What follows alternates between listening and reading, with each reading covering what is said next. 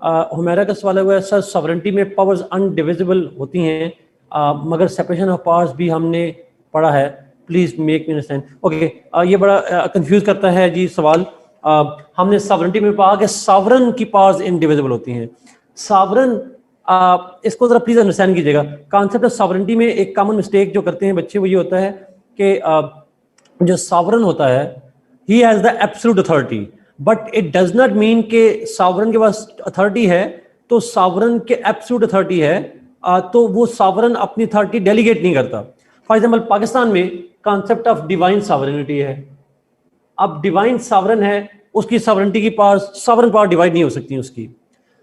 जो सॉवरन के पास अथॉरिटी है वो इनडिविजिबल अथॉरिटी है, वो डिवाइड नहीं हो सकती। लेकिन सॉवरन क्या करता है, उसके अंडर डिफरेंट इंस्टीट्यूशन हैं। इंस्टीट्यूशन ए है, इंस्टीट्यूशन बी है, इंस्टीट्यूशन सी है, कोई भी, यहाँ डिवाइन है या पॉपुलर है, कोई भी सॉवरेनिटी है, उसके अंडर में डिफरेंट इंस्टीट्यूशंस होते हैं, A B C, legislature, executive, judiciary.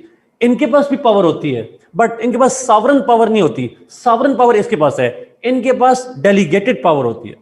इनके पास सॉवरन उनको अथॉरिटी देता है कि आप ऐसा कर लो। सो पावर्स इनके पास भी होती हैं, लेकिन एब्सोल्यूट पावर सॉवरेनिटी का मतलब है कि सॉवरेनिटी का मतलब होता है एब्सोल्यूट पावर्स।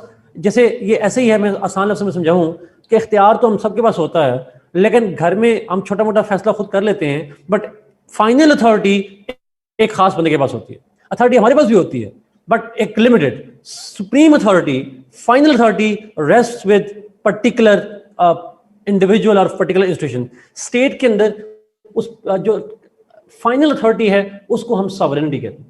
तो फाइनल अथॉरिटी का मतलब ये नहीं है कि एग्जीक्यूटिव, लेजिस्लेचर और जुडिशरी के पास पावर्स नहीं है। जो एग्जीक्यूटिव, लेजिस्लेचर और जुडिशरी के पास पावर्स होती हैं, उनके दरमियान में फिर सेपरेशन ऑफ पावर्स होती है। So separation of powers is between the government organs. It is not the division of the power of the sovereign. It is separation of the powers between the institutions of the government. ये फर्क है जी दोनों के अंदर। I hope you understand that.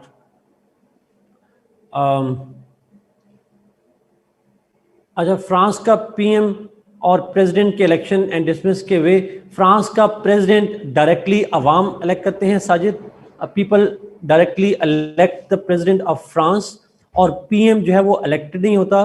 PM is appointed by the president himself. President PM को appoint करता है। एक बात तो ये तय होगी। डिसमिसल की जहां तक बात आ गई, president can be dismissed by impeachment.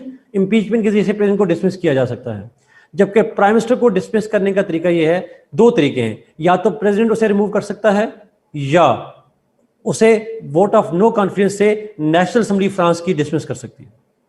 ये दो method, I hope it's clear now. Constitutional council of France का फंक्शन बता दें। आकिब ने पूछा, कॉन्स्टिट्यूशनल काउंसिल ऑफ फ्रांस का बुनियादी मकसद है इंटरप्रिटेशन ऑफ द कॉन्स्टिट्यूशन। जहां कॉन्स्टिट्यूशन की इंटरप्रिटेशन करनी हो, it is the function of the constitutional council. नाम से ज़ाहिर है, it this council interprets the constitution, that's it. अच्छा, ठीक हो गया रिमशा, उस पर कर दूंगा। एक और सवाल है, इस टेबल के अलावा बाकी countries like Germany etcetera MCQs के लिए प्रिपेयर करेंगे? यस जी, जर्मनी और मलेशिया और ईरान को आप एमसीक्यूज के लिए, और एक दो ईरान के अंदर एक दो टॉपिक बता दूंगा, वो आपने तैयार भी कर लेने, आसान है, लेकिन एक दो टॉपिक और भी बता दूंगा, कर लेंगे। उसकी मैं एक शॉर्ट सी आउटलाइन बना के दे दूंगा आपको इंशाल्लाह। कभी कभी एमसीक्यूज उस पर नोट आ जाता है ईरान के अंदर। डॉक्टर सायरा ने पूछा, जी जी मैं एमसीक्यूज का लिंक शेयर करूंगा जुल्फकार आप लोगों के साथ।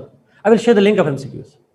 सायरा ने पूछा, sir what about the US presidential elections, I mean how it can be asked and how to attempt in political science papers. Saira, इसके ऊपर पॉलिटिकल साइंस में प्रेसिडेंशियल इलेक्शन पे 20 नंबर का सवाल नहीं आता। वो क्वेश्चन जनरली आता है कि यूएस प्रेसिडेंट के इलेक्शन, क्वालिफिकेशन और उसकी पावर्स वगैरह का सवाल आ सकता है, या यूएस प्रेसिडेंट का कंपैरिजन आ जाता है विद इंडियन प्रेसिडेंट या किसी और के साथ।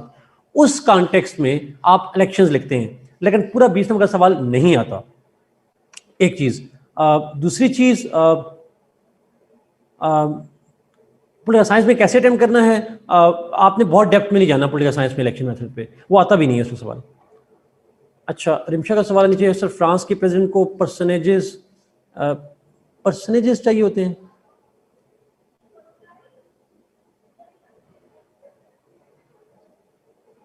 इमशा, I didn't get the question, अगर आप प्लीज को जरा रीफाइट कर दें.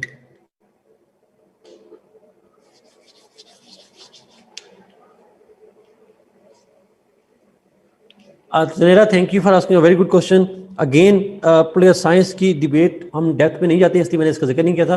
होता ये इस तरह कि प्रेसिडेंट का इलेक्शन जब होता है तो वैसे तो जो भी एलिजिबल लोग होंगे they are eligible to apply for the president, वो कर सकते हैं अपने आप को एज अ कैंडिडेट. लेकिन वहाँ हमारे यहाँ शर्त ये है कि प्रेसिडेंट का इलेक्शन लड़ने के लिए क्वालिफिकेशन के साथ साथ आपको, जरा मैं जब एग्जैक्टली श्योर नहीं हूँ, लॉ वाले शायद कंफर्म कर पाएँ, मिनिमम 2 मेरे ख्याल में एमपीएस या एक एमएनए को नाम प्रपोज करना चाहिए.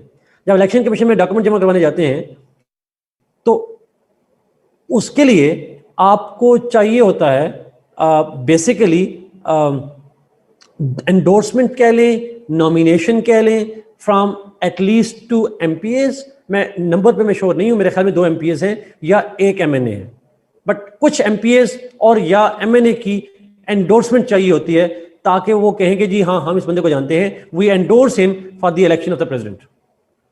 ये मुझे इसलिए याद है, पाकिस्तान में एक कैरेक्टर है, शायद आपने शायद ना साइन चाहिए होते हैं, एग्जैक्टली रिमशा यही है. आपने शायद एंडोर्समेंट उसको हम कहते हैं या नॉमिनेशन कहते हैं. आप में से किसी ने शायद नाम सुना हो अंबर शहजादे का. पंजाब के अंदर एक कैरेक्टर है, किसी ने नाम सुना हो अंबर शहजादा?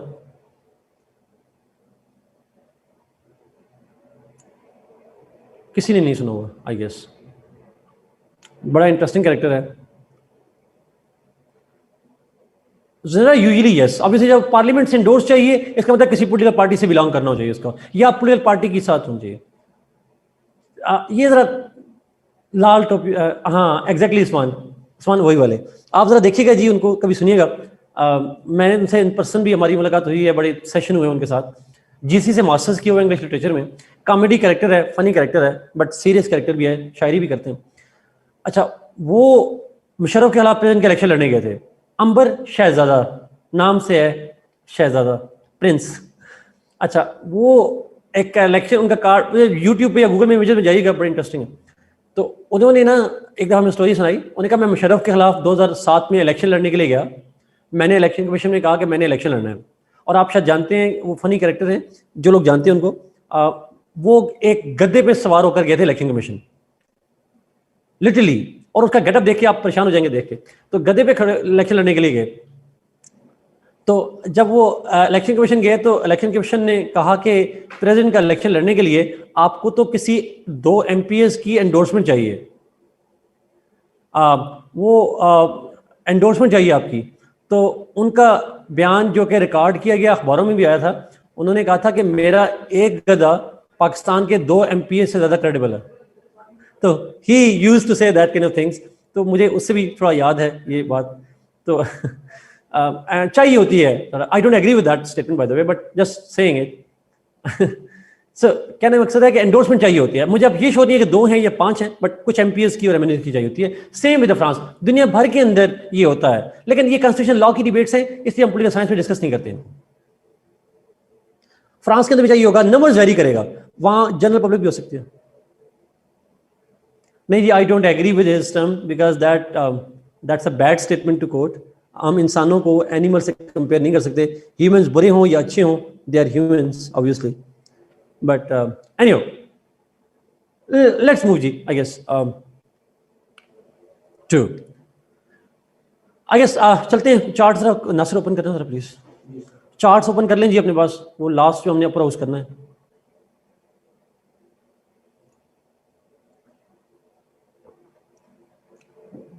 मैं कर लूँ नासिर को? हाँ आप कर, आप कर. किधर गया? ओके, अभी चार्ट आता है जी, हम डिस्कस शुरू करते हैं उस पर.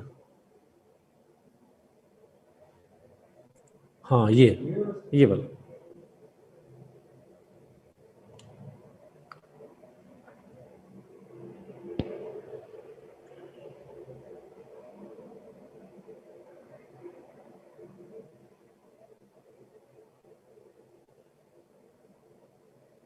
जी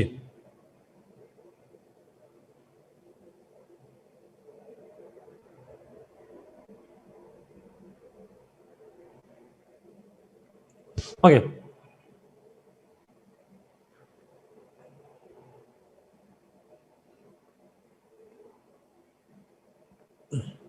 मैं करूं?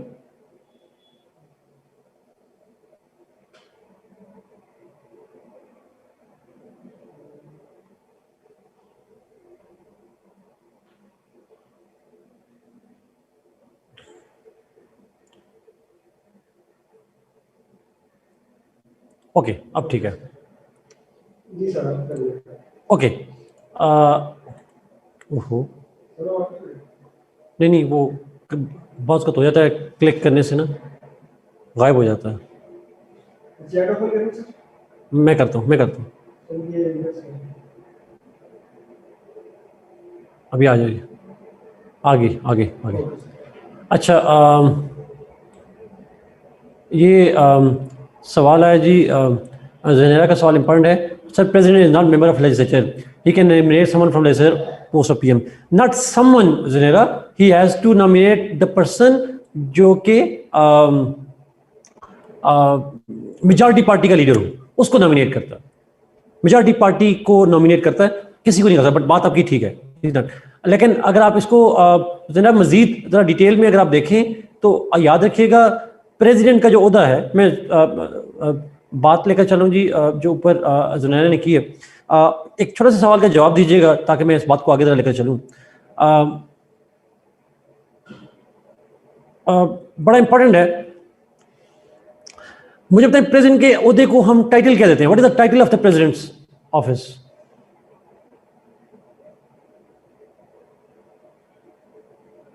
Head of the state. अच्छा अब मेरे सवाल का जवाब दीजिएगा प्लीज। ये जो आपके क्वेश्चन आए प्लीज आपको मैं दोबारा क्वेश्चन पोस्ट करने पड़ेंगे, मैं जरा आगे चूंकि पॉइंट पे लेके जा रहा हूं। हेड ऑफ द स्टेट का मतलब है, जब इसी पॉइंट को जरा एक्सप्लेन करूं, हेड ऑफ द स्टेट जो है वो पूरी स्टेट का हेड है।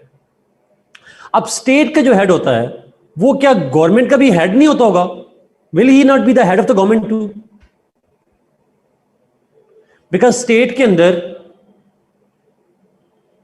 अंदर गवर्नमेंट भी आती है। कैसे हो सकता है कि जो स्टेट को हेड करता हो उसके सबऑर्डिनेट में जो 4 इंस्टीट्यूशंस हैं, गवर्नमेंट, पॉपुलेशन, टेरिटरी और सॉवरेनिटी, तो ऐसा तो नहीं हो सकता ना कि वो गवर्नमेंट का भी हेड ना हो, वो गवर्नमेंट से सुपीरियर होगा। Not Abdurrahman just in presidential system, वो basically head of the state जो है वो गवर्नमेंट के ऊपर होती है स्टेट, और वो स्टेट का भी हेड कहलाता है। यस वो नॉमिनल हो हमजा या जैसा भी हो, हेड तो कहलाएगा ना। He will be the head of the, वो गवर्नमेंट के ऊपर भी होता है, पॉपुलेशन के ऊपर भी होता है, टेरिटरी के ऊपर भी होता है, स्टेट के ऊपर भी होता है, सॉरी सॉवरेनिटी के ऊपर भी होता है। अच्छा जरा प्लीज इस पॉइंट को जरा गौर सुनिएगा। अच्छा जरूरी है, जो मैं इसको अगर मैं दूसरे लफ्ज़ में कहूं, हेड ऑफ द स्टेट का जो रैंक है, the rank of the head of the state that is higher than the parliament, higher than the prime minister, higher than the judiciary, etcetera etcetera. अब इसकी मैं आपको जरा थोड़ी एग्जांपल है, ये फिलॉसफी है पॉलिटिकल सिस्टम की, ये सवाल बड़ा इंपॉर्टेंट है। देखिए मैंने आपको प्रेसिडेंट की जब पावर्स दिखवाई, मैंने कहा ही कैन ग्रांट पार्डन, बताया था ये बात। अब जुडिशरी सजा देती है, गवर्नमेंट के एक आर्गन में से एक आर्गन है जुडिशरी, वो सजा देती है, माफ हेड ऑफ द गवर्नमेंट नहीं कर रहा, माफ कर रहा है head of the state, Trump कर रहा है। ऐसा ही है, ही कैन डू इट। और मैंने आपको जजेस अपॉइंट कौन करता है? उसमें हेड ऑफ द स्टेट कर रहा होता है सड़क, तो हेड ऑफ द स्टेट ये प्रेसिडेंट कह ले, तो कहने के मकसद ये जुडिशियल फंक्शन भी उसका आ गया। फिर दूसरी बात आपको मैंने लिखवाई कि जो एग्जेक्टिव हैं, जिसमें मैंने आपको पीएम लिखवाया, जिसमें मैंने आपको कैबिनेट लिखवाई, जिसके अंदर मैंने बाकी इंस्टीट्यूशन लिखवाए, बाकी एग्जीक्यूटिव ऑफिशियल्स, मैंने कहा उन तमाम को अपॉइंट करता है प्रेसिडेंट। वो किसकी एडवाइस पे करता है वो अलग बहस है, बट अपॉइंट कौन करता है उनको, या नॉमिनेट कौन करता है? प्रेसिडेंट या हेड ऑफ द स्टेट करता है। सवाल यह है कि एग्जेक्टिव मामलात में भी उसकी अथॉरिटी है, जुडिशियल मामलात में भी है। इसी तरीके से मैंने आपको कहा था लेजिस्लेटिव अथॉरिटी भी है। और वो अथॉरिटी कैसे है? जो भी लेजिस्लेचर साइन करती है बिल, वो अप्रूवल कौन देता है? Who approves it? Head of the state. तो याद रखिएगा, ये जो उसका रोल आप मुझे पीएम के हवाले से कह रहे हैं, ये पीएम के हवाले से कोई अनहोना रोल नहीं है। पीएम तो एग्जीक्यूटिव कहलाता है, वो तो लेजिस्लेचर को भी इन्फ्लुएंस करता है, लेजिस्लेचर के बिल्स को भी साइन करता है, वो तो जुडिशरी के डिसीजन को पार्डन भी कर सकता है। तो इसलिए ये कोई पॉइंट ध्यान में रखिएगा हमेशा कि जब हेड ऑफ स्टेट या प्रेसिडेंट को डिस्कस कर रहे होते हैं, you are not just discussing the executive only, you are discussing the legislature. आप पूरे स्टेट का हेड बना रहे हैं उसको, ये उसका एक ब्रॉड। अच्छा, अब मैं इसको समझाने के लिए, छोटी सी बात को समझाने के लिए, आप में से कुछ लोग शायद जानते हो, जरूरी है हायर रैंक वाले बंदे के पास पावर भी ज्यादा हो, जिसका रैंक ऊपर हो उसके पास पावर ज्यादा हो? Is it necessary?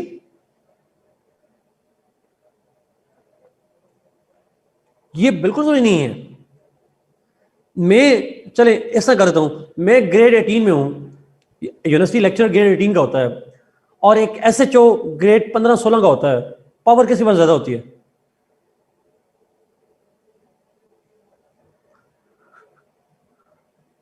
सिंपल सी बात है, एक पुलिस के सिपाही की पावर टीचर से ज्यादा होती है, एक सिंपल सी लॉजिक है। अच्छा, नाउ अगला सवाल बड़ा इंपॉर्टेंट, आप में से जो लॉ के लोग हैं, खासकर जो प्रैक्टिसिंग लॉ कर रहे हो, यस एब्सोल्युटली, जरा आपने बिल्कुल ठीक लिखा। Chairman joint chief of staff, he is higher than chief of army staff, but COS is higher in powers. Rank chairman joint chief of staff का ज्यादा होता है, बट आर्मी चीफ की पोस्ट ज्यादा होती है, दैट्स द पॉइंट। अच्छा, इसी तरीके से आप में कोई लॉ से लोग जानते हो, हमारे आईजी की पावर में लिखा हुआ है, आईजी के पास में लिखा हुआ है that IG can exercise the power of an SHO. वो एसएचओ की पावर रख सकता है, अपने पास ले सकता है। Can you believe? यानी एक बाकायदा जो पुलिस एक्ट है उसमें लिखा हुआ है that IG can assume the power of the low rank power. तो कहने का मकसद ये होता है कि बाज़ वक़्त आपका रैंक ऊपर होता है but powers are somewhere else. Head of the state का रैंक ऊपर है बट उसकी पावर ज्यादा होगी, ये जरूरी नहीं है। अब पार्लियामेंट्री सिस्टम में उसकी पावर कम होती है, गवर्नमेंट के हेड की ज्यादा होती है, पीएम की, लेकिन प्रेसिडेंशियल में उसका रैंक ऊपर है और पावर भी ऊपर होती है। अब ये बात समझ आ रही है? रैंक ऊपर है लेकिन पावर्स कभी ऊपर हो सकती है, कभी नीचे हो सकती है। That's how it works. Titular head Rimsha मतलब जिसके पास बराए नाम इख्तियार हो सर।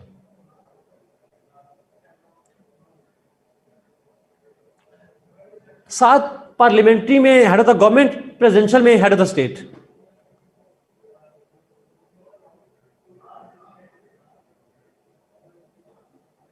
कॉन्स्टिट्यूशन के लिए जी मेरी बुक या एसएल कैले की बुक, जो बुक आपको जिससे समझ आ जाए वो अच्छी है।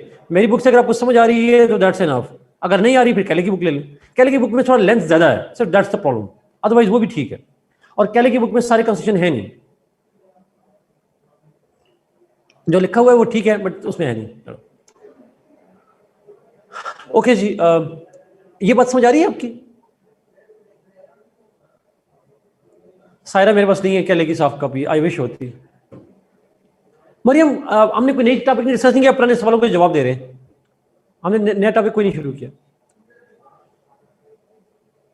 नो, पाकिस्तान में प्रेसिडेंट लेजिस्लेचर का मेंबर नहीं होता जी, लेकिन हम लेजिस्लेचर का हिस्सा कहते हैं उसको, प्रेसिडेंट को। दुनिया भर में जो हेड ऑफ द स्टेट होता है वो लेजिस्लेचर का हिस्सा होता है, वो एग्जीक्यूटिव का भी हिस्सा होता है, वो जुडिशरी का भी हिस्सा होता है।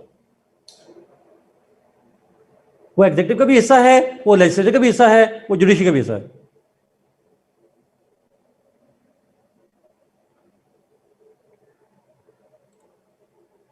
Rimsha, differentiating factors between constitution and political science.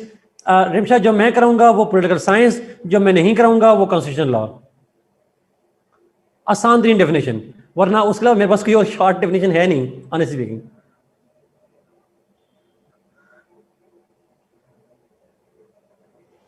Honestly speaking मुझे वो समझ नहीं आ रही मैं कैसे डिफरेंशिएट करूं, मुश्किल हो जाएगा मेरे लिए करना। जनरलाइज नहीं, जो उस वक्त की गवर्नमेंट होगी वही कराती है। वैसे इलेक्शन पाकिस्तान के हर मुल्क में अपना तरीका है जरा, पाकिस्तान में तो इलेक्शन कमीशन करवाता है, गवर्नमेंट नहीं करवाती।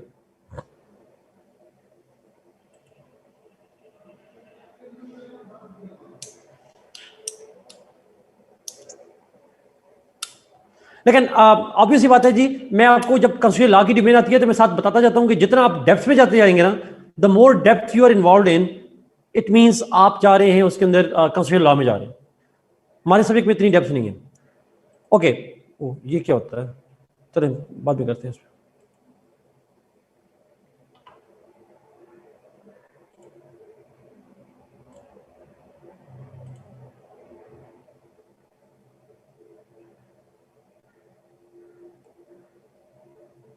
एक सेकंड आपको वेट करना पड़ेगा जी मेरा, बस ठीक है। अब मुझे यहां से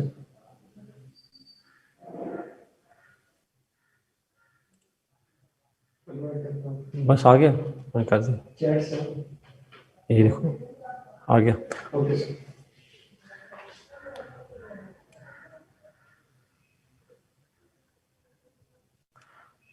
तमाम स्टेट्स के अंदर हेड ऑफ द स्टेट जो है वो एग्जीक्यूटिव का भी पार्ट होता है, लेजिस्लेचर का भी पार्ट होता है, जुडिशरी का भी पार्ट होता है।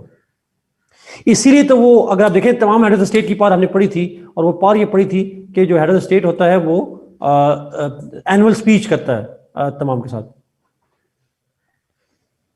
Okay, let's go to upper house जी। अपर हाउस पे जरा जाते हैं। मैंने रहीम बख्श की बुत आप देखी नहीं है, मैं इसकी कंपेयर भी नहीं कर सकता उसके अंदर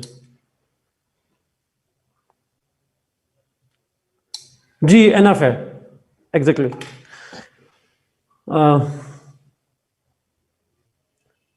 जिस दिन आपको मुझे सवाल समझ नहीं आया तो अगर आप दोबारा लिखते हैं प्लीज।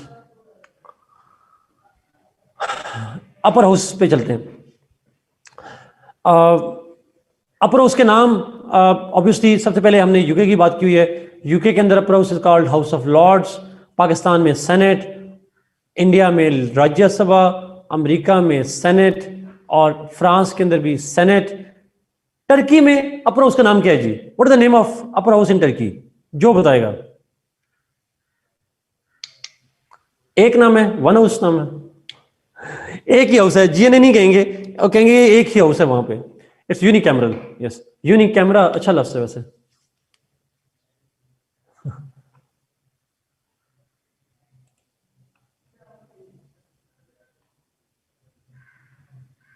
जिस दिन पाकिस्तान में भी है, इन पाकिस्तान टू, वहां भी है। यस, ऐसा सिंगल हाउस ही, एक ही हाउस है, अपर हाउस होता ही नहीं वहां पे। ओके, तो ये इसलिए देखिए मैंने लास्ट दो लाइनें ब्लैंक खाली छोड़ी हुई हैं, ये इनकी बात करेंगे। कंपोजिशन पे चलते हैं। अपर हाउस के मेंबर्स कितने होते हैं? यूके में हाउस ऑफ लॉर्ड्स के मेंबर हैं 800, पाकिस्तान में है 104, 245 इन इंडिया, यूएस में 100, फ्रांस के अंदर 348। अच्छा, इन मुल्कों में से एक मुल्क ऐसा है जिसके अंदर कॉन्स्टिट्यूशन के अंदर नंबर्स कम कर दिए गए बट प्रैक्टिकली भी कम नहीं हुए, और वो है पाकिस्तान। पाकिस्तान में 104 हैं करंटली, बट नेक्स्ट इलेक्शन जो होंगे मार्च 2021 में, उसके बाद नंबर्स हो जाएंगे 96। फाटा मर्जर के बाद से नंबर्स जो हैं वो 96 हो जाएंगे। तो अभी 104 बैठे हुए लीगली कॉन्स्टिट्यूशनली 104 मेंबर्स हैं पाकिस्तान में। बट अगर आप 2022 में देंगे या 21 में फेल हो जाएंगे तो फिर आप जाके जो है वो 104 96 कहिएगा। अभी आपने 104 ही कहने हैं। Okay, next, qualifications.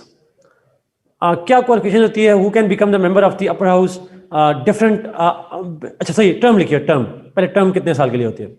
जो यूके है जी, उसमें तो डिफरेंट है।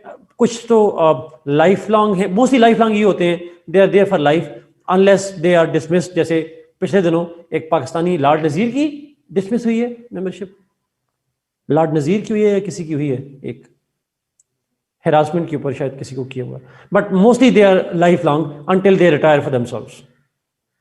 पाकिस्तान में टर्म है 6 इयर्स, इंडिया में 6 इयर्स, यूएस में 6 इयर्स, फ्रांस में 6 इयर्स। इनमें से यूएस में ये रिजाइन अंडर प्रेशर, शायद ऐसा ही है, उनको डिसमिस करने की सिफारिश की गई बट उन्होंने खुद ही रिजाइन कर दिया। अच्छा, जो यूएस है उसमें जो 6 इयर्स की टर्म है, उसके अंदर याद रखिएगा 6 इयर्स में से after every 2 years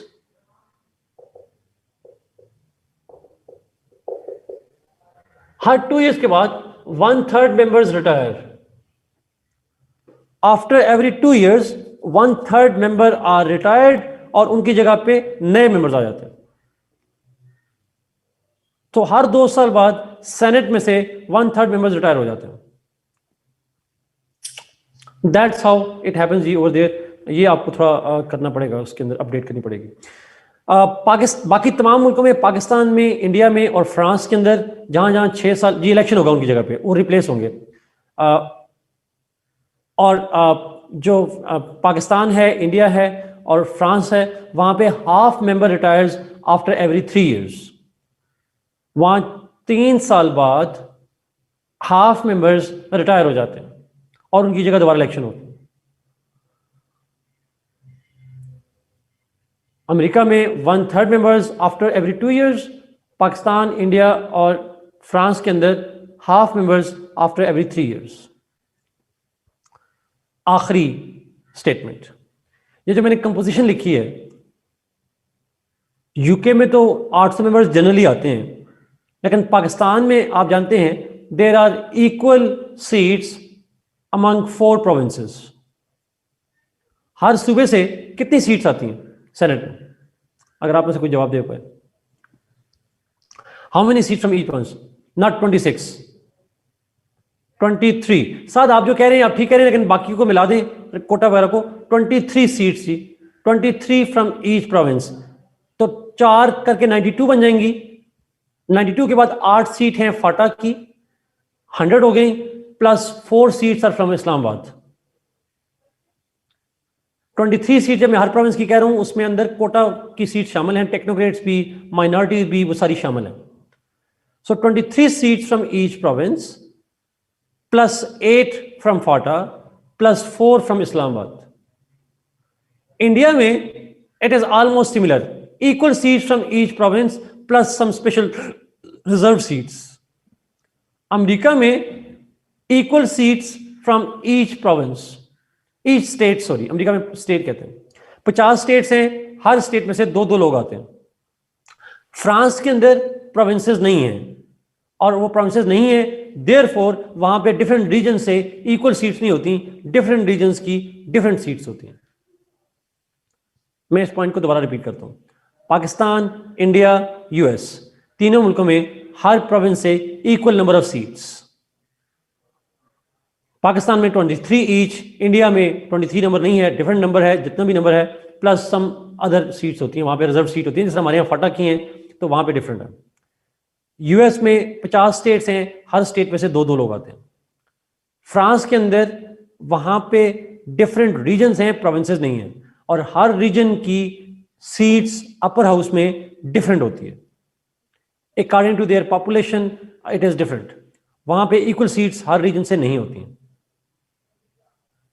Ahmad Zeeshan, आपका सवाल बहुत ही अलग सवाल है। If seats are not equal then wouldn't it kill the purpose of upper house? Zeeshan, what is the purpose of upper house? Ahmed Zeeshan, बड़ा इंपॉर्टेंट सवाल है। अपर हाउस का पर्पस है फेडरेशन को चलाना। अगर आपको याद हो, मैंने कहा था फेडरेशन के लिए it is must to have the upper house bicameral होना चाहिए, और उस अपर हाउस में हर छोटा हो, सूबा या बड़ा हो, उसे इक्वल रिप्रेजेंटेशन देनी चाहिए। तो अहमद जिशान, आपके सवाल के जवाब में फ्रांस फेडरेशन नहीं है, यूके फेडरेशन नहीं है। अगर ये दोनों फेडरेशन नहीं है तो यहां इक्वल सीट ना भी हो तो क्या purpose of upper house effect होगा जिशान? अगर यूनिटरी स्टेट हो और वहां इक्वल सीट्स ना हो तो वहां कोई इफेक्ट नहीं होगा। जिशान, आपने बिल्कुल ठीक कहा, क्वेश्चन आपका बिल्कुल वैलिड है, बट क्योंकि फ्रांस में और यूके में यूनिटरी है इसलिए फर्क नहीं पड़ता। पाकिस्तान, इंडिया और यूएस तीनों फेडरेशन हैं और तीनों में इक्वल सीट्स होना जरूरी होता है।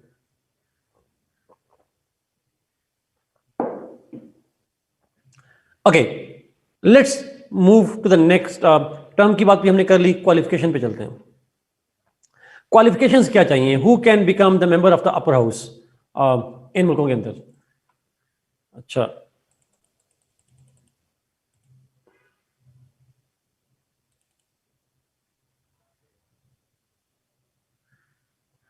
नहीं, एक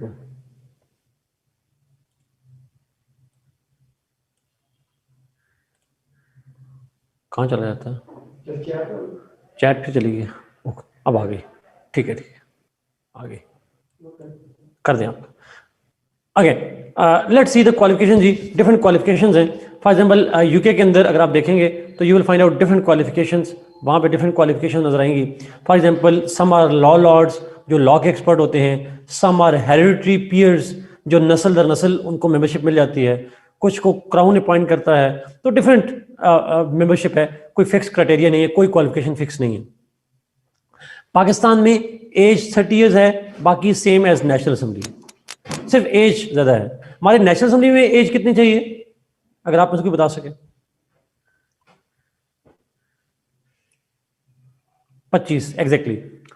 तो एज 30 यहां पे कर लें, बाकी सेम, सादे कमीन भी और सारी चीजें होनी जरूरी है.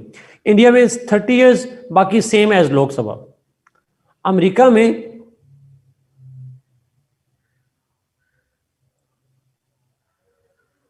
Are they 25 years old in national assembly? Mustafa मेरे ख्याल में बिलावल जब बने थे 26 साल के थे, मेरा ख्याल है. 29 साल के नहीं, रिमशा 29 साल के हो गए थे बिलावल. अच्छा, हाँ नहीं, वो मेरे ख्याल में 1988 में पैदा हुए थे. Benazir Bhutto was the prime minister when he was born.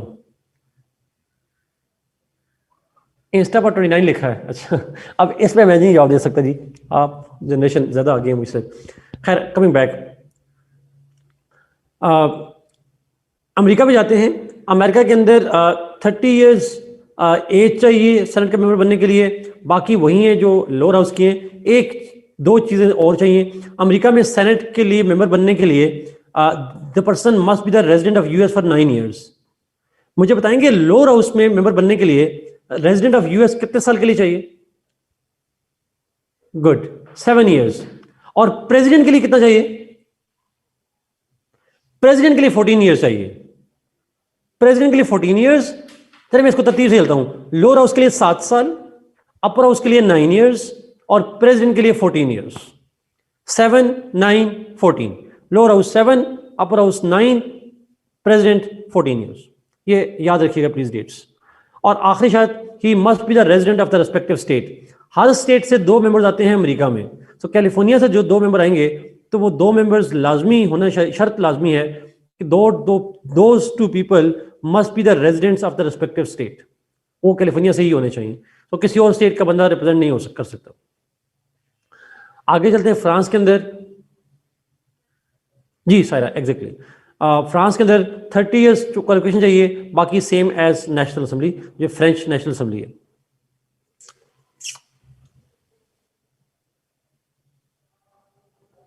Chart say that 6 year required. Hareem, मेरी चार्ट पे 9 ईयर्स नहीं लिखा हुआ, प्लीज चेक कीजिएगा. 9 ईयर्स है जी. रिमशा से 9 है जी. 9 ईयर्स चाहिए, 6 साल नहीं चाहिए. शायद गलती से कहीं हो गया होगा. एनीवे, नेक्स्ट पे चलते हैं. इलेक्शंस. इलेक्शन पे चलते हैं. इलेक्शन कैसे होते हैं अपर हाउस के मेंबर्स के लिए? यूके में तो इलेक्शन होते ही नहीं है. वहाँ तो अपॉइंटमेंट होती है, किसी को पीएम करता है, किसी को क्राउन करता है. और कुछ विरासत में, जिस तरह पैसे जायदाद मुंतकिल होती है, तो विरासत में मेंबरशिप भी मुंतकिल होती है वहाँ पे. एक तो ये डिफरेंट है, वहाँ पे यूके में कोई इलेक्शन नहीं होता. पाकिस्तान में they are elected by the provincial assemblies. हर सूबे की प्रोविंशियल असेंबलीज नॉमिनेट करती हैं, इलेक्ट करती हैं, सॉरी, उनको. उसका एक अलग मेथड होता है इलेक्शन का. सन या डॉटर, जुल्फकार दोनों हो सकते हैं. इंडिया में स्टेट लेजिस्लेचर्स, इंडिया में चूंकि प्रोविंस को स्टेट कहते हैं तो स्टेट लेजिस्लेचर्स. अमेरिका में हर स्टेट डायरेक्टली इलेक्ट करती है 2 सेनेटर्स को. In US the senators are elected directly by the people of the respective state. America में भी पहले इनडायरेक्टली उनकी स्टेट्स की असेंबलीज इलेक्ट करती थी, बट प्लीज करेक्ट मी, अगर 17th अमेंडमेंट के बाद, शायद मुझे नहीं पता कौन सी अमेंडमेंट है, बट शायद 17th अमेंडमेंट के बाद this process has been changed. अब डायरेक्टली अवाम इलेक्ट करती है उनको. और आखिरी है इधर फ्रांस. वहां पे the senate members are indirectly elected through regional and local governments. वहां प्रोविंसेस होते नहीं हैं, तो रीजनल गवर्नमेंट्स और जो लोकल गवर्नमेंट्स हैं वो इलेक्ट करती हैं.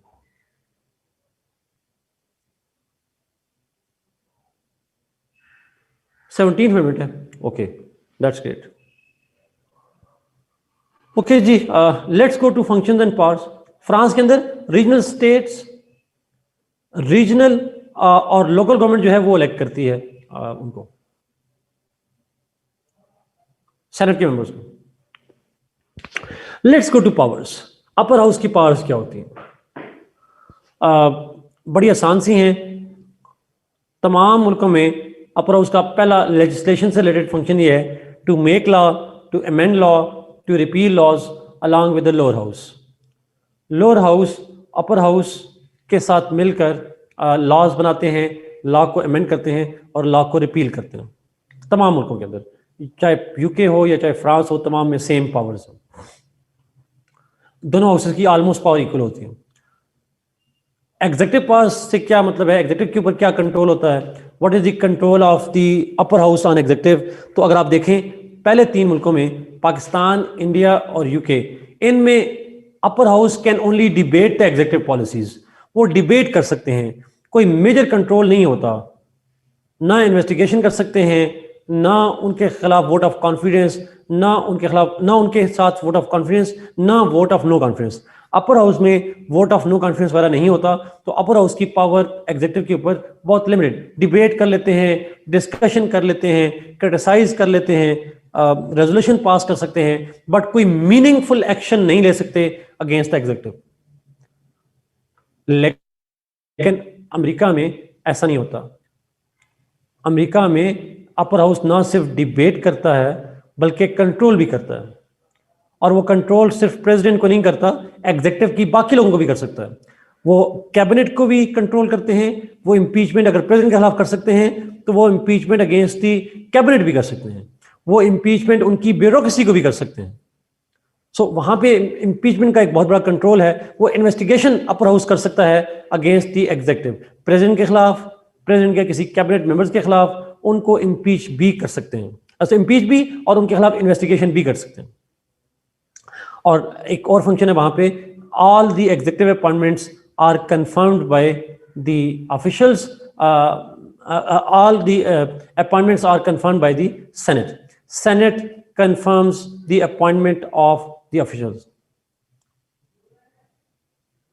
True, Saira, true. Yes, Mustafa, yes. आगे फ्रांस में चले जाएंगे। डिबेट्स एग्जीक्यूटिव पॉलिसी, यस जी, upper house can only debate the executive policies. France के अंदर भी सेनेट की ज़्यादा पावर नहीं होती, वो मैक्सिमम डिबेट और डिस्कशन कर सकते हैं। इम्पीचमेंट, इम्पीचमेंट का कल भी मैंने थोड़ा सा बताया था आपको। यूके में तो इम्पीचमेंट नहीं होती, बट बाकी तमाम मुल्कों में upper house and lower house have the powers to impeach. अगर आपको याद हो, मैंने कहा था इम्पीचमेंट स्टार्ट किस हाउस से होती है? Where does it start? The process starts from lower house. तो एक मामले में, तो इस मामले में अपर हाउस की पावर थोड़ी कम है, लेकिन लोअर हाउस से एब्सोल्यूट मेजॉरिटी से पास होती है। फिर जब अपर हाउस में जाता है, when it goes into the upper house, वहां कितनी मेजॉरिटी चाहिए होती है? 2/3 मेजॉरिटी। नो, असद वहां नहीं होती, वहां नहीं होती, अमेरिका में नहीं होता।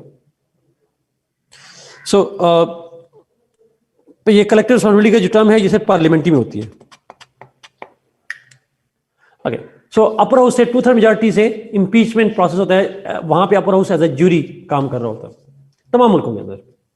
एक और डिफरेंस ये है इंपीचमेंट में, पाकिस्तान, इंडिया और फ्रांस में सिर्फ प्रेसिडेंट की इंपीचमेंट होती है।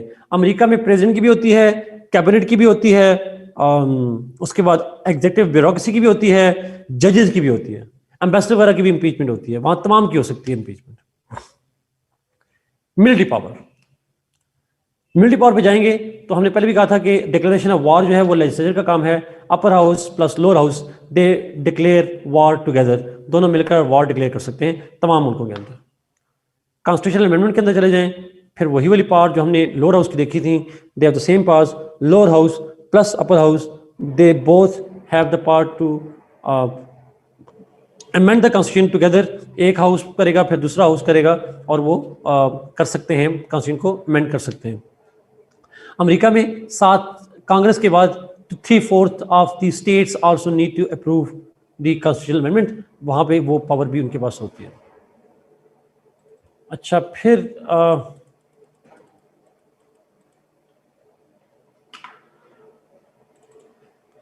आगे चलते हैं जी।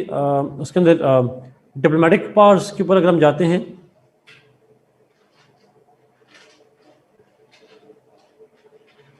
नहीं चाइना में कॉन्स्टिट्यूशनल कोर्ट नहीं है जी। कॉन्स्टिट्यूशनल कोर्ट जो है वो उसमें है, टर्की में।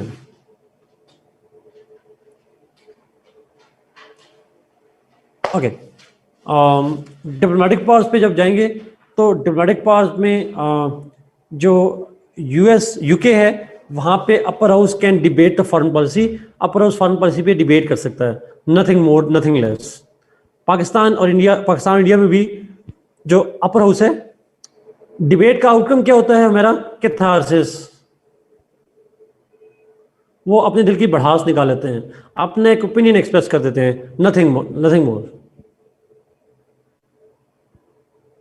ओके, नाउ यूएस में, और सी मकसद ही है, मकसद ये है फ्रीडम ऑफ एक्सप्रेशन, अपना ओपिनियन दे देना बस, और कुछ है भी नहीं। अमेरिका के अंदर अपर हाउस की पावर्स इंपॉर्टेंट है, ratification of TT along with the lower house. अच्छा जरा प्लीज यहाँ पे एक चीज करेक्ट कर लें, मैंने कल इसको, मुझे डाउट था और मैंने कल जाके दोबारा इसको पढ़ा है। मैंने कल आपको कहा था कि ratification requires the approval of the Congress, लेकिन मैंने जितना पढ़ा है उसमें यही लिखा हुआ है आर्टिकल 2 के अंदर, दैट रेटिफिकेशन ऑफ टीटी can only be after the approval from senate. Senate से चाहिए होती है। सायरा पता था तो कल क्यों नहीं बताया मुझे? आई वॉज रॉन्ग येस्टरडे, मुझे करेक्ट किया करें please if I am wrong somewhere. तो सेनेट करता है जी, लोअर हाउस का रोल नहीं होता है इसके अंदर। नो मुस्तफा, मैंने नोट में ये लिखा था। अच्छा मैंने कल करेक्ट करवाया था।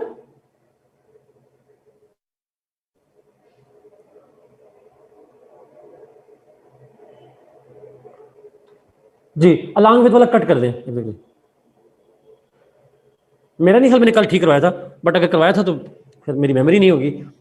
आसान, जहां भी लिखना है आपने ये लिखना है कि जी अमेरिका में ट्रीटी की रेटिफिकेशन जो होती है, अच्छा करवाया था, अमेरिका में ट्रीटी की जो रेटिफिकेशन होती है वो सिर्फ सेनेट करता है, लोअर हाउस नहीं करता। लोअर हाउस नहीं करता।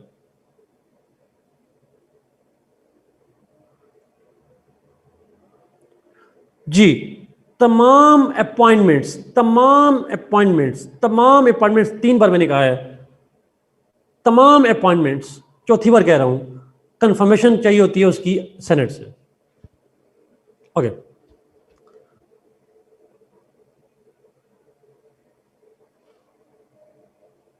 ये बात याद रहेगी जी। Only senate, only senate. सब ज्यादा चला उसे ओंकली से याद रहेगा हमें। आई नो टाइपिंग मिस्टेक है, बट ओंकली सेनेट जी, ये याद रखिएगा प्लीज। नेक्स्ट पे चलते हैं।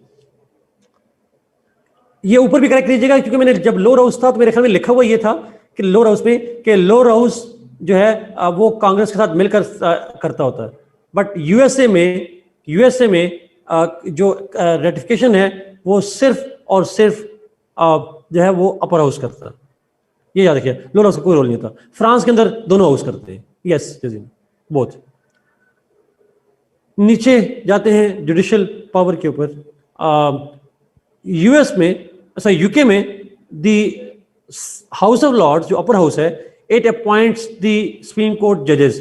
सुप्रीम कोर्ट जजेस की अपॉइंटमेंट में उसका एक रोल होता है, खासकर जो लॉ लॉर्ड्स हैं, they have a role over there. Pakistan में the upper house senate has a limited role in the appointment of जजेस। जजेस की अपॉइंटमेंट में सेनेट का एक लिमिटेड रोल होता है, जिसको हम पढ़ेंगे जाके। पार्लियामेंट्री कमेटी बनती है जिसके अंदर सेनेट के भी मेंबर्स होते हैं, वहां पे एक रोल है। इंडिया में upper house has no role in जजेस या जुडिशरी से रिलेटेड कोई रोल नहीं है। यूएस के अंदर the senate confirms the appointment of जजेस ऑफ फेडरल कोर्ट्स। अच्छा, मैं बार बार लफ्ज फेडरल कोर्ट्स इस्तेमाल कर रहा हूं। अमेरिका में सुप्रीम कोर्ट के साथ साथ फेडरल कोर्ट्स अलग होती हैं। ये बात आपको मैंने उस वक्त लिखवाया था जब मैंने आपको क्या लिखवाया था, जब मैंने आपको फेडरेशन पढ़ाई थी, आपको याद है? मतलब अमेरिका में फेडरल कोर्ट्स अलग होती हैं, स्टेट कोर्ट्स अलग होती हैं।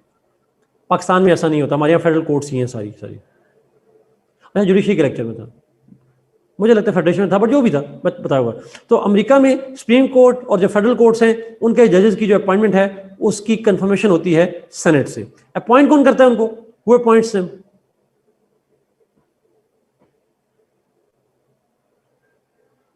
यूएस में हर स्टेट या प्रेसिडेंट करता है एग्जैक्टली और उनकी कंफर्मेशन जो है वो सेनेट कर रहा था। लास्ट पे चलते हैं जी।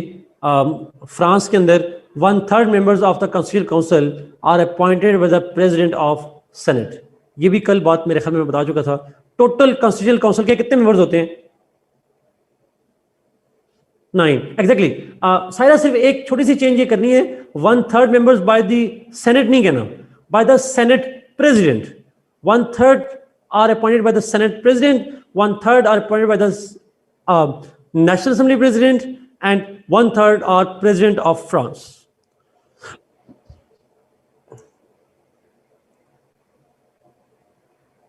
And that is all about it जी। यही सारा कुछ था कॉन्स्टिट्यूशन पे। अपर हाउस पे कुछ सवाल पूछने हैं पूछें, फिर मैं कुछ और डिस्कशन पे जाऊंगा सर। कॉन्स्टिट्यूशनल काउंसिल का फंक्शन आके मैंने आपके कहने में पहले भी रिपीट किया था, दोबारा करता हूं। कॉन्स्टिट्यूशनल काउंसिल का बेसिकली एक ही काम है और वो है कॉन्स्टिट्यूशन के जो आर्टिकल्स हैं उनको इंटरप्रेट करना, interpretation of the articles of the constitution. Naveed, what is the difference between the confirmation and approval? Approval का लफ्ज और होता है, कंफर्मेशन का लफ्ज और होता है नवीद। टेक्निकल डिफरेंस पे जाने के बजाय कंफर्मेशन से मतलब यह है कि जो प्रेसिडेंट है उसके इख्तियार को चैलेंज, अगर आप अप्रूवल लिखेंगे then that would give an impression that appointment is not the right, senate appoints them. तो यहाँ पे इस केस में senate only confirms not appoints. Approval का मतलब ये होगा कि अथॉरिटी अप्रूवल करने वाले की है, कंफर्मेशन में authority remains with the person who makes the appointment. Mustafa sir, ratification of treaties is only done by the Senate in US. That was the correction, right? Yes, exactly, Mustafa. Yes. Sanan ने पूछा role of House of Lords in जजेस appointment. सनान house of Lord में होते हैं law Lord's. जजेस की 2009 से पहले तो सुप्रीम कोर्ट होती नहीं थी।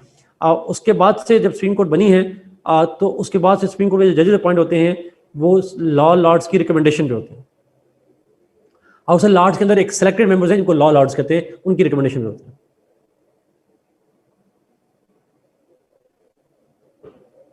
अच्छा, अब तमाम अपर हाउसेस में सबसे ज्यादा पावरफुल अपर हाउस किसका है?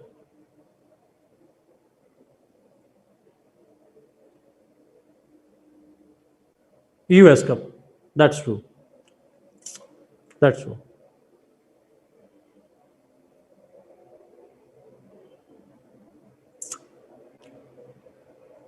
ग्रेट। अपर हाउस पे कोई सवाल पूछें जी और?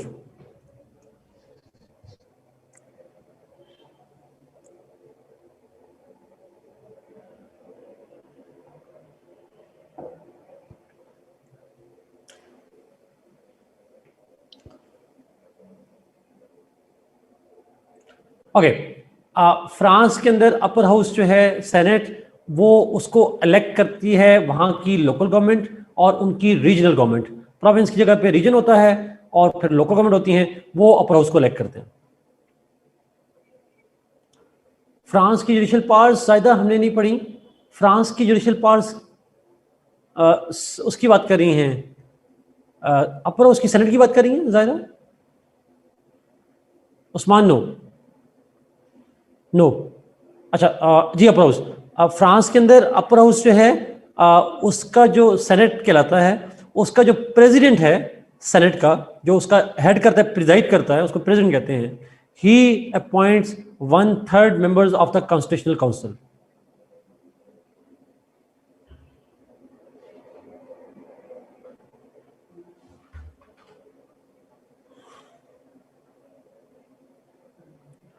रिमशा एज सच नहीं करवाएंगे, जुडिशियल उसका स्ट्रक्चर में आता है एडमिनिस्ट्रेटिव वाला।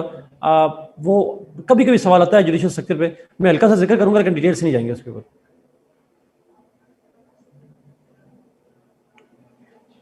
शबाज, आपका सवाल क्या है? If a state wants to shift from parliamentary to presidential like Pakistan, what are the implications in terms of government? Implications किसके ऊपर शहबाज? स्टेट के ऊपर, पाकिस्तान की इकोनॉमी के ऊपर, पाकिस्तान की पॉलिटिक्स के ऊपर, पाकिस्तान की फेडरेशन के ऊपर, या जनरली? तो स्टेट का मतलब जनरली क्या होता है? पाकिस्तान में पार्लियामेंट्री से प्रेसिडेंशियल में जाएंगे तो पाकिस्तान की स्टेट वीक हो जाएगी फर्दर, एक जुमले में, और उसके अंदर जो स्मॉलर प्रोविंसेस हैं उनके इख्तलाफात बढ़ जाएंगे और पंजाब डोमिनेट करना शुरू कर देगा in a simple language. So you are doomed. आपके यहाँ national integration will be major threat. कैसे? अगर बात करेंगे तो उस पर भी बात कर लेते हैं जी। सारे में भी इसके ऊपर चले हल्का सा जगह करूंगा फ्रांस का, अभी करता हूं। अभी सिर्फ अपर उस पे, इस पे जो पूछना अपर उस पे पूछे, फिर मैं उस पे ऊपर बाकी क्वेश्चन में आपके ले रहा हूं। और शहबाज अभी वैसे पाकिस्तान का हमने करना है, हम अभी पाकिस्तान के सिस्टम पे भी आएंगे। मैं शहबाज इसको इसलिए अभी डिटेल में नहीं बात कर रहा।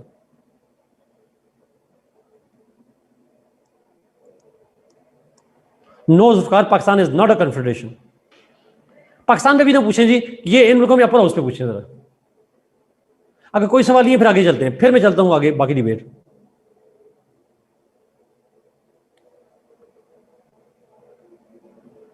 हाँ, ये सवाल इंपॉर्टेंट है। जजीना, आपके सारे क्वेश्चन पब्लिक प्राइवेट आते हैं, पब्लिक किया करें please.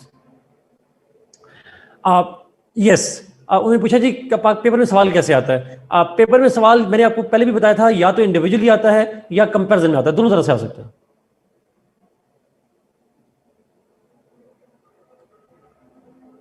Manur yes, answer is yes. Okay,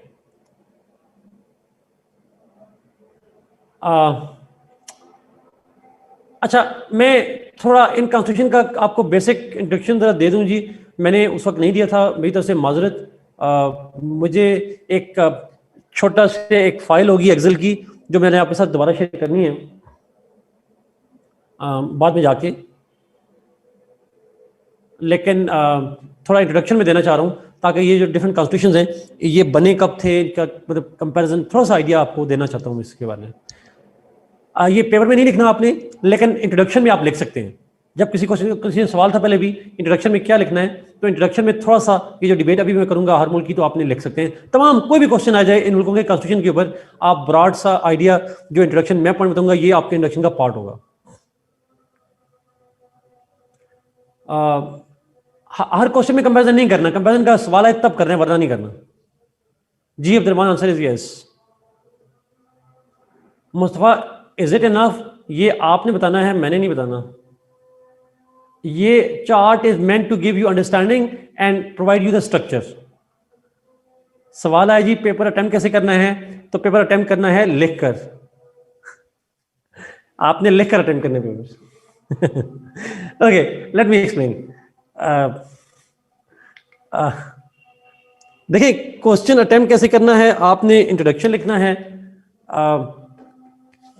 question आपने इंट्रोडक्शन लिखना है। इंट्रोडक्शन भी बताने लगा हूँ, आप उसमें से क्या लिखेंगे चीजें, और फिर बाकी चीजों पे आएंगे डिबेट में। लेट्स स्टार्ट, थोड़ा सा आइडिया। नो, जरा ये जो आपने बात की है ये पाकिस्तान के लिए है। अमेरिका में for example upper house joint session नहीं होता, इंडिया में जॉइंट सेशन नहीं होता। ये बात जो आपने लिखी है ये सिर्फ पाकिस्तान में होती है। इन दैट केस जब जॉइंट सेशन होता है फिर ओवरऑल मेजॉरिटी देखी जाती है, फिर हर हाउस को अलग से नहीं किया जाता। ओके, अच्छा, अभी आप इंट्रोडक्शन और कंक्लूजन को ना लिखिएगा प्लीज। अभी आप सिर्फ जो मैं आपको पॉइंट बता रहा हूं ये आपने नोट करने हैं। अच्छा, यूके से स्टार्ट करते हैं। थोड़ा थोड़ा इंट्रोडक्शन में देना चाह रहा हूं कि ये कॉन्स्टिट्यूशंस क्या हैं, कब बने थे, आर्टिकल्स किसने बनाया था, आर्टिकल्स कितने हैं, मतलब एक छोटा सा इंट्रोडक्शन। जी शहबाज, अभी हुई है जॉइंट सेशन पार्लियामेंट का हमारा, कुछ बड़े अरसे बाद हुआ है जॉइंट सेशन, लेकिन पाकिस्तान में होता है, दुनिया में नहीं होता है कॉन्सेप्ट जॉइंट सेशन का। यूके, ये जो बातें मैं आपको बता रहा हूं इसका भी चार्ट बना हुआ है मेरे पास, वो मैंने शायद शेयर नहीं किया हुआ, वो आपको मिल जाएगा चार्ट। यूके, बहुत से लोग जानते होंगे यहां पे यूके के अंदर जो एक बेसिक चीज ये है, they do not make distinction between the constitution and the government. sorry, constitution and the law. UK does not have any constitution of its own. In UK, law is supreme. Every law is the supreme law. Constitution अलग से document नहीं है वहां पे. There is no separate document of the constitution in UK. Law क्या है वहां पे? वहां पे law is present in different forms. Some laws are passed by the parliament. Some are historical documents. Some are agreements. Some are conventions. ये जो British constitution या law के सोर्सेज हैं, ये कॉन्स्टिट्यूशनल लॉ में सवाल इन पे आता है, पॉलिटिकल साइंस में नहीं आएगा, बट समझने के लिए जरूरी है, आपको जानना जरूरी है बस. पार्लियामेंट भी लॉ बनाती है. हिस्टोरिकल कोई एग्रीमेंट्स हैं जैसे मैग्ना कार्टा वगैरह है, वो भी हो सकते हैं. ट्रीटीज वगैरह भी हो सकती हैं. कन्वेंशंस या रवायात भी हो सकती हैं. ट्रेडिशंस, कस्टम्स, अलग चीजें. कन्वेंशन अलग है, यूजेज या कस्टम अलग है, but they can be link together. इन तमाम हिस्टोरिकल जो जितने डॉक्यूमेंट्स हैं पार्लियामेंट के, जो एक्ट्स लॉ पास हुए हैं, जो रवायात चल रही हैं, ये सारी मिलाकर उनका लॉ बनाती हैं. तो कोई कंपाइल्ड फॉर्म में नहीं है लॉ. और मुझे याद है जब मैं आपको कंपल्सरी पढ़ाता था करंट अफेयर्स, तो मैंने कहा था, एक लफ्ज़ यूज किया था, they do not have the codified constitution. पता नहीं आपको याद है नहीं याद, ये हमने उस वक्त किया था जब हम पाकिस्तान की न्यूक्लियर डॉक्ट्रिन पढ़ते थे. अब वो इतनी पुरानी बात होगी, अब मुझे भी याद नहीं मैंने कब कहा था, बट आई रिमेंबर हमने कहा था.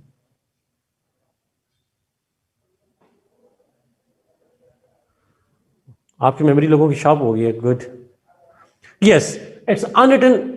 कंप्लीटली अनरिटन तो नहीं कहेंगे नोबल इसको, बिकॉज कुछ पार्ट रिटन भी है इसका, लेकिन अनकोडिफाइड का लफ्ज ज्यादा अप्रोप्रिएट होगा. It's mostly it's partly unwritten, but it's totally uncodified. It's partly unwritten, कुछ पार्ट रिटन भी है, but totally uncodified. It's not a well drafted constitution. हमेशा वेल का लफ्ज हटा दें, it's not even a drafted constitution. Well जी Hamza, yes that's true, that's true. So एक तो ये ध्यान रखें. तो अगर आपसे कोई पूछे यूके का कॉन्स्टिट्यूशन कब बना था, what will be your answer? No dates. इसके कितने आर्टिकल्स हैं? No dates. Yes, it's only the law which has evolve. इसके लिए हम फिर लफ्ज कहते हैं, it is evolutionary and organic. It is evolutionary and organic.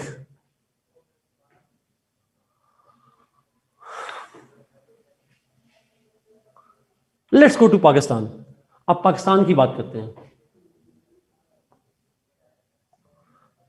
Pakistan का कॉन्स्टिट्यूशन कब बना था? पहला कॉन्स्टिट्यूशन कब बना था?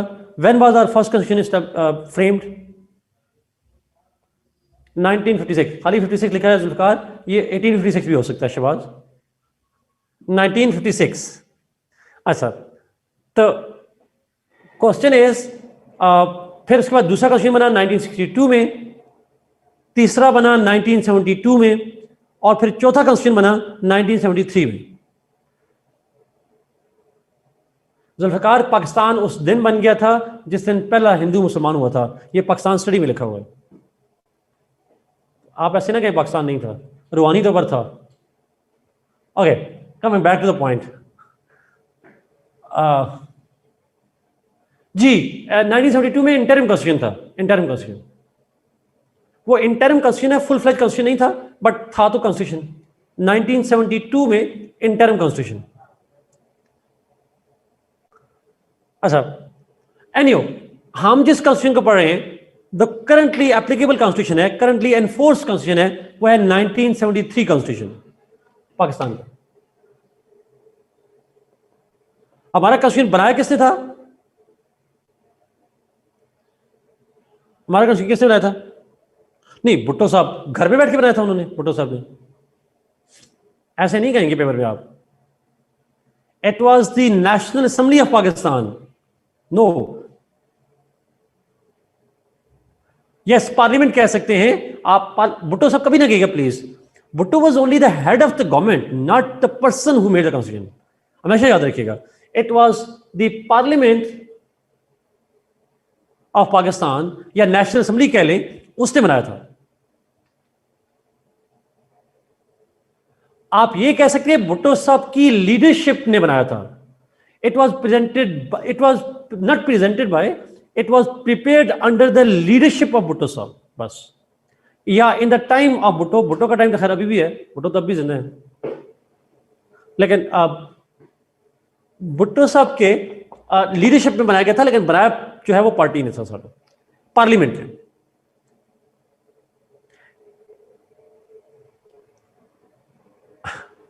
अच्छा, हमारी 73 कॉन्स्टिट्यूशन में आर्टिकल्स, यस ड्यूरिंग भुट्टो जीरा, एग्जैक्टली कितने आर्टिकल्स हैं 73 कॉन्स्टिट्यूशन में? 280. गुड. 280 आर्टिकल्स हैं, 12 चैप्टर्स हैं. ये मुझे नहीं पता सेक्शन कितने हैं, चैप्टर्स कितने हैं, हमजा ये आप याद कर लें, बट 280 आर्टिकल्स हैं. गुड. आगे चलते हैं इंडिया पे. इंडिया का जो कॉन्स्टिट्यूशन है वो ऑब्वियसली रिटन भी है.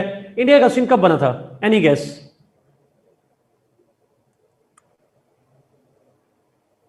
रिमशा इसमें लिखा हुआ है सेकंड वाले में, मेरे बुक के अंदर सेकंड टेबल में लिखा हुआ है 1950 जी, 1950 मेरी बुक के चैप्टर में लिखा हुआ है ये सारा टेबल.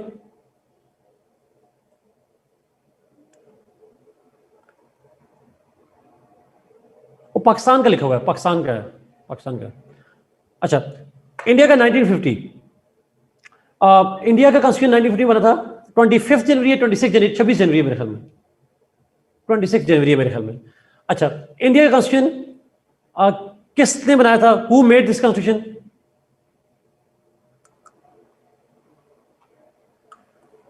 Any guess? तो का नो साथ, no no no no no. अब मजा आएगा ना, पता चलेगा जरा, अब पता चलेगा. इंसान थे वाकई. चले बता देता हूं जी. कॉन्स्टिट्यूएंट असेंबली, उसको पार्लियामेंट नहीं कह सकते आप. यस जुनेरा, आपने बिल्कुल ठीक कहा, साथ आपने भी ठीक कहा. Constituent assembly, constituent assembly of India establish, parliament ही कहते हैं, बट उस वक्त टाइटल उसका था constituent assembly. That framed the constitution of India. We did Maria, लेकिन वो 56 कॉन्स्टिट्यूशन हमारी कॉन्स्टिट्यूशन असेंबली ने बनाया था. एनीहो, नेक्स्ट. इंडिया के कॉन्स्टिट्यूशन के आर्टिकल्स कितने हैं? How many articles? 7 ने ऊपर लिखे थे, बट देखना चाह रहा हूं कि मेमोरी कितनी है आपकी.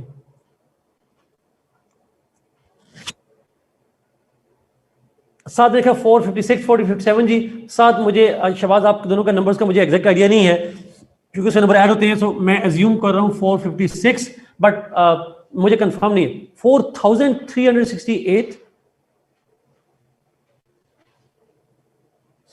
साथ खुदा का खौफ करो, क़यामत वाले दिन इस पे आपको हिसाब किताब होना है, आपका इंडिया वालों ने आपको सू करना है.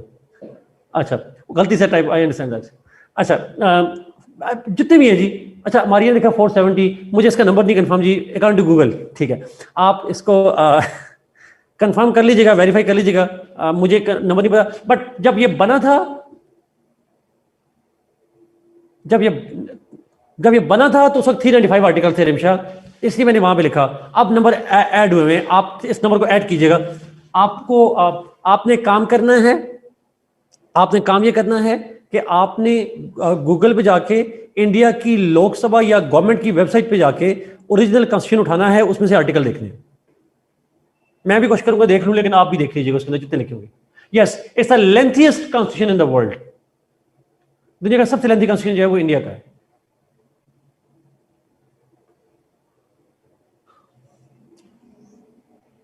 लेंथीएस्ट रिटन कॉन्स्टिट्यूशन, ये याद रखिए. आगे चलते हैं. इंडिया के बाद अगला था USA.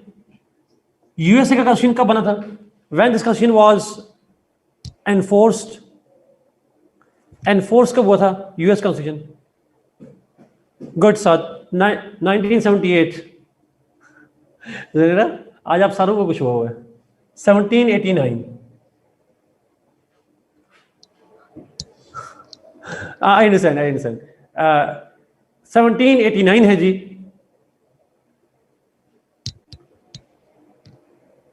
Shahbaz, I don't think that way, just saying it.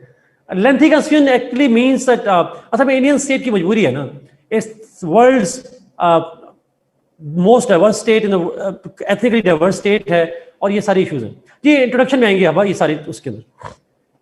US का 1789 में बता, यूएस का कॉन्स्टिट्यूशन किसने फ्रेम किया था? Who frame this constitution? जी रिमशा, सही है? नहीं,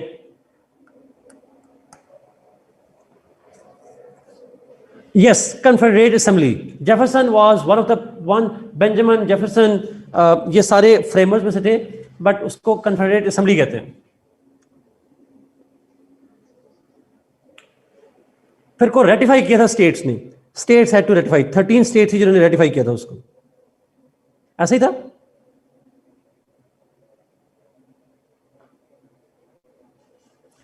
दे ड्राफ्टेड इट सायरा, बट जो उसको रेटिफाई किया था उनकी स्टेट्स ने किया था। यूएस कॉन्स्टिट्यूशन के आर्टिकल्स कितने हैं जी? 9 आउट ऑफ द 13 ने जब किया था तो अप्लाई हुआ था। Yes, it's the shortest constitution ji.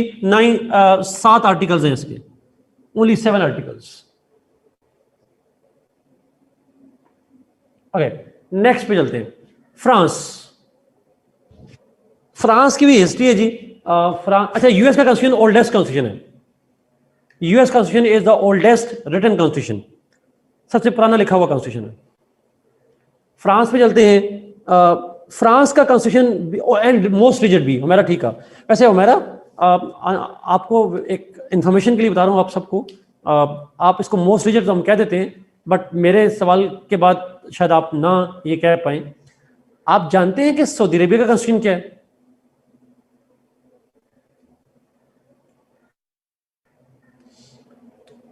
Quran, Usman, exactly. Saudi Arabian law कहता है, बेसिक लॉ ऑफ 1991 कहता है Quran is the constitution. Can it be amended? तो मोस्ट रिजिड कौन हुआ? एग्जैक्टली। ऐसे कहेगा नहीं, लिखिएगा नहीं, एक वैसे बता रहा हूं सर। तो आप सबसे रिजिड कहना अमेरिका को, आप ये कहते हैं the most rigid of the developed states constitution जो है वो यूएस है, ऐसे कह लें। हमारे कोर्स में था, हम जब मास्टर्स कर रहे थे 16 मुल्कों के कॉन्स्टिट्यूशन हमारे कोर्स में थे, नाइजीरिया और इजिप्ट और पता नहीं कौन कौन से सारे, तो उनमें सऊदी अरेबिया भी था। तो हमारे टीचर ने कहा था कि आपने काम करना है। 8 हमारे एक साल में थे, 8 कॉन्स्टिट्यूशन दूसरे साल में थे। तो हमारे टीचर ने कहा था कि सऊदी अरेबिया का कॉन्स्टिट्यूशन पढ़ने के लिए आपको अरबिक पढ़नी है। तो लिटरली हमें वो हो रहा था, लेकिन हमें फिर उसकी कॉन्स्टिट्यूशन की जगह पे हमें उसका लॉ पढ़ाया जाता है, बेसिक लॉ। जर्मनी का बेसिक लॉ कहलाता है, जर्मनी के कॉन्स्टिट्यूशन को कॉन्स्टिट्यूशन नहीं कहते, बेसिक लॉ कहते हैं, और यहां भी उसको बेसिक लॉ कहते हैं यूएस सऊदी अरेबिया के अंदर। Anyway, let's come to France. France में जाते हैं। फ्रांस की भी बड़ी इंटरेस्टिंग हिस्ट्री है जी। मॉडर्न फ्रांस कब बना था, किसी को पता है? ऐसा नहीं आएगा। अगर आपके एमसीक्यूज में आ जाए मोस्ट रिजिड कॉन्स्टिट्यूशन, तो आप यूएस को लिखेंगे।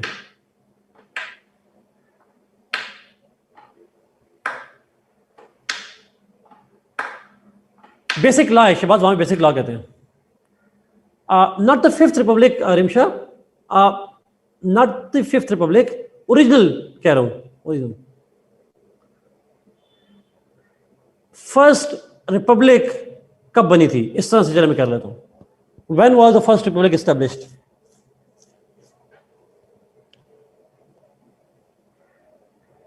सेवनटीन 1999 में पहली वो, यस साथ एग्जैक्टली 17, मेरे ख्याल में 1799 ही है। आई एम नॉट, नेपोलियन था साथ, ये कंफर्म है, क्योंकि वो पावर्स में 1799 में आया था, तो we assume 1799। That is the time जब मॉडर्न फ्रांस जो है उसने पहली दफा रिपब्लिक बना। रिपब्लिक क्या होती है मैं डिफाइन कर चुका हूं, दोबारा रिपीट कर रहा हूं। Republic is that state in which head of the state is elected. वो स्टेट जिसमें head of the state elected हो उसको हम रिपब्लिकन स्टेट कहते हैं। जैसे पाकिस्तान में head of the state elected होता है, इंडिया में इलेक्टेड होता है। मेरा आपसे सवाल है, यूके में head of the state elected होता है? आंसर इज यस और नो। नो। तो यूके जो है वो रिपब्लिक नहीं है, वो मोनार्की है। सारा आपने कहा 1789। अच्छा मैं श्योर नहीं हूँ जी डेट पे, बट एनी हो फ्रेंच रेवोल्यूशन के बाद बना था, मैं उस पर श्योर नहीं हूँ, मैं उस पर कमेंट नहीं करूँगा। जो भी उस पर होगा उस पर कर लें। बस 2 मिनट है मुस्तफा, उसके बाद हम ब्रेक ले रहे हैं। तो फ्रांस का कॉन्स्टिट्यूशन पहली दफ़ा बना था 17 मतलब फ्रेंच रेवोल्यूशन के बाद बना था, उसी टाइम फ्रेम में 89 है या 99 है जो भी टाइम है।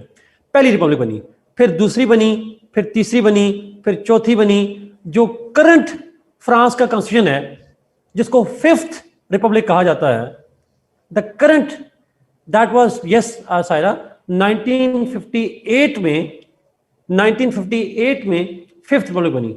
किसने कमेंट किया जी? मेरी किताब में लिखा है 1789, तो फिर मेरी किताब है तो ठीक लिखा होगा। जस्ट सिंह। तो फिफ्थ रिपब्लिक बनी, जो करंटली एनफोर्स कॉन्स्टिट्यूशन है that was established in 1958। In fact जो डेट है उसकी दैट इज 4 अक्टूबर 1958, जिसके 3 दिन बाद अयूब खान साहब ने पाकिस्तान में मार्शल लॉ लगाया था। बट एनीहो फ्रांस के अंदर 1958 4 अक्टूबर 1958 को जो है वो कॉन्स्टिट्यूशन एनफोर्स हुआ, फिफ्थ रिपब्लिक। ये किसने बनाया था fifth republic? Who made it?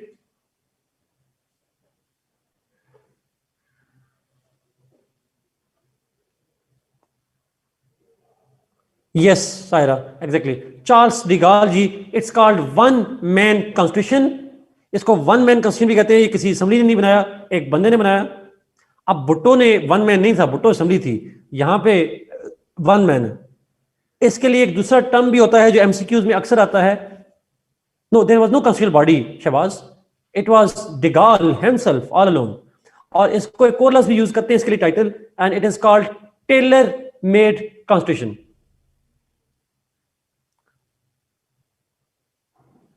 नहीं नहीं, कुछ नहीं लिखना।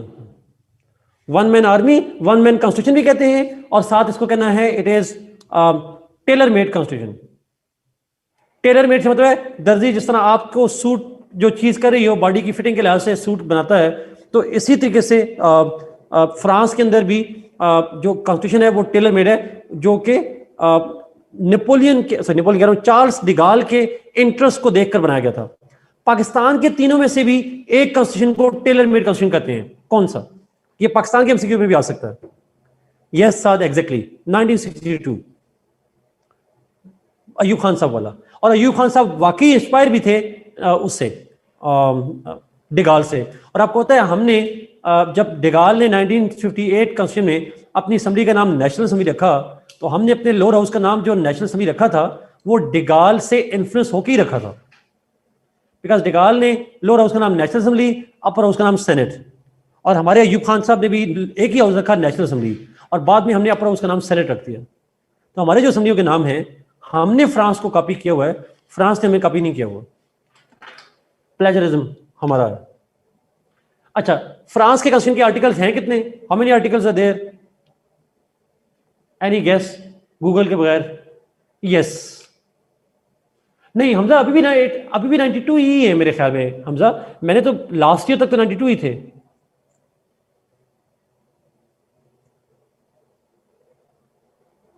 उससे पहले नोबल नाम था हाउस ऑफ पीपल। जरा कंफर्म करिएगा जी, लास्ट ईयर तक जो मैंने पढ़े थे 92 ही आर्टिकल्स से। हमजा लिखा है 89 है। हमजा अगर आप अपना सोर्स शेयर कर लें जी। We are still on France जी, फ्रांस की बात कर रहे हैं। चले, तो मैं एज्यूम कर रहा हूं 92 आर्टिकल्स ही हैं फ्रांस के अंदर।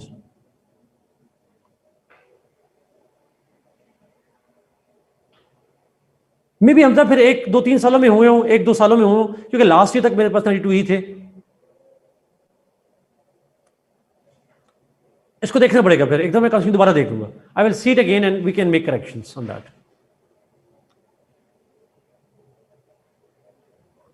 ओके, आगे चलते हैं। आखिरी रह गया टर्की का। टर्की नहीं, चाइना भी है। टर्की के कॉन्स्टिट्यूशन भी डिफरेंट रहे हैं। टर्की का पहला कॉन्स्टिट्यूशन तो कमाल अतातुर्क ने बनाया था 19 उसके अंदर वर्ल्ड वॉर 2 के बाद। ओके ओके ज़रा, 1920s के अंदर पहला कॉन्स्टिट्यूशन बनाया गया टर्की के अंदर, बट जो टर्की में करंटली वैलिड कॉन्स्टिट्यूशन है दैट वाज फ्रेम्ड इनफोर्स्ड इन 1982। अच्छा, चाइना में भी और टर्की दोनों मुल्कों में 82 के अंदर कॉन्स्टिट्यूशन आए हुए हैं रिसेंटली, मोस्ट रिसेंटली।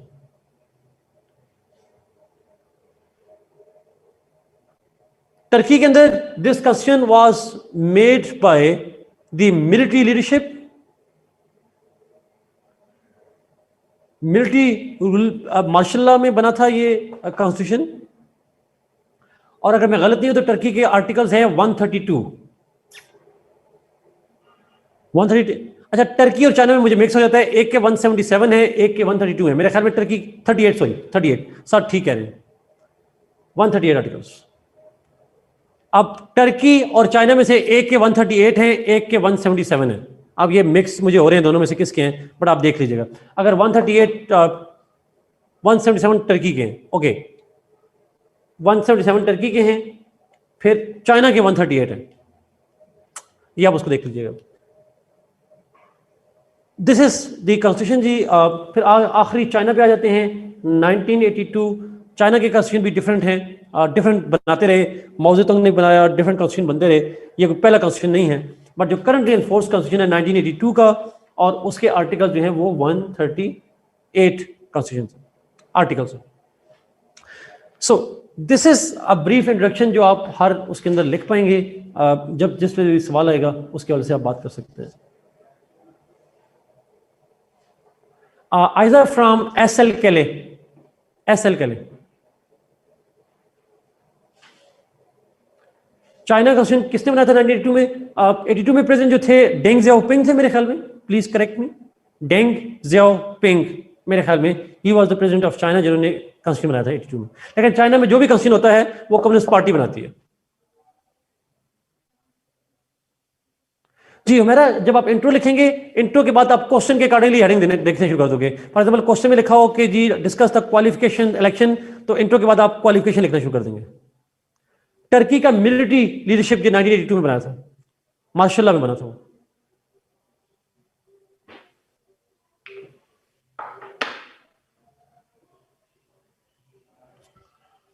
ओके जी, 7 मिनट की ब्रेक ले लें और चाइना वाला पॉइंट में कर लेता हूं, 7 मिनट की ब्रेक ले लें जी। क्वेश्चन कंक्लूजन लिखेंगे, कंक्लूजन क्वेश्चन के अकॉर्डिंगली होगा हमारा, उसके अकॉर्डिंगली आपने करना है। चाइना वाला पॉइंट, चाइना का कॉन्स्टिट्यूशन 1982 में बना था। Deng Xiaoping was the communist party leader, और वहां पे उनकी कम्युनिस्ट पार्टी ने फ्रेम किया था इस कॉन्स्टिट्यूशन को, और उसके आर्टिकल्स हैं 138।